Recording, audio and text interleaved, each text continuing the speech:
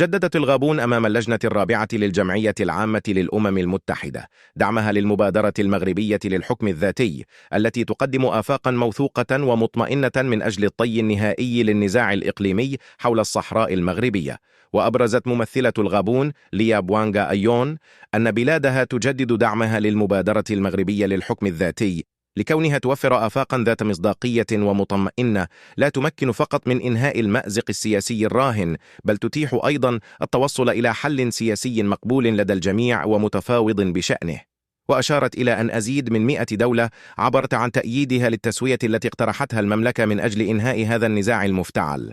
كما رحبت الدبلوماسية الغابونية بجهود المبعوث الشخصي للأمين العام للأمم المتحدة إلى الصحراء ستافان دي ميستورا، الذي يعمل بشكل دائم من أجل إعادة إطلاق العملية السياسية تحت الإشراف الحصري للأمم المتحدة. وقالت إن التزامه بإنجاح مهمته يبرز من خلال الزيارات التي قام بها خلال سنة 2022 إلى المغرب والجزائر وموريتانيا وفي مخيمات تندوف، وكذا من خلال المشاورات الثنائية غير الرسمية التي أجراها. ولاحظت أن تجدد هذا الزخم الدبلوماسي يعد علامة مشجعة تدعو لاستئناف مسلسل اجتماعات الموائد المستديرة بين المشاركين الأربعة المغرب والجزائر وموريتانيا والبوليساريو، داعية كافة الأطراف إلى الانخراط طيلة هذه العملية في إطار من التوافق بهدف التوصل إلى حل سياسي للنزاع الإقليمي حول الصحراء المغربية وفقا لقرارات مجلس الأمن.